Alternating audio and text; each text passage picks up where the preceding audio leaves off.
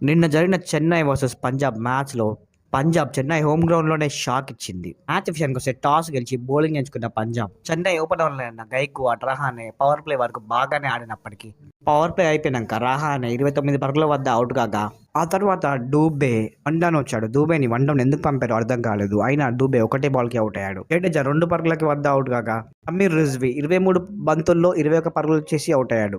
రుతురాజ్ గైక్వాడ్ 48 బంతుల్లో 62 పరుగులు చేసి ఆరెంజ్ క్యాప్ ని సొంతం చేసుకోగా 20 ఓవర్లు పూర్తయ్యేసరికి చెన్నై స్కోర్ 162 పరుగులు చేసింది. ఇక పంజాబ్ బౌలర్లలో ఆర్ చాహర్, హర్ప్రీత్ బర్ చెరో 2 వికెట్లు తీయగా రబాడా, హర్షదీప్ సింగ్ చెరో వికెట్ తీశారు. పంజాబ్ బ్యాటర్లో 30 బంతుల్లో 46 పరుగులు చేసి బ్రాస్ట్ అవుట్ కాగా రూసు 23 బంతుల్లో 43 పరుగులు చేశాడు. శశాంక్ 25 పరుగులు చేసి నాట్అవుట్ గా నిలవగా శామ్ కరణ్ 26 పరుగులు చేసి నాట్అవుట్ గా నిలిచాడు. పంజాబ్ ఈ విజయంతో టేబుల్లో 8 పాయింట్లు సొంతం చేసుకొని 7వ స్థానంలో ఉంది. ఈ వీడియో నచ్చినట్లయితే ప్లీజ్ సబ్స్క్రైబ్ చేయండి.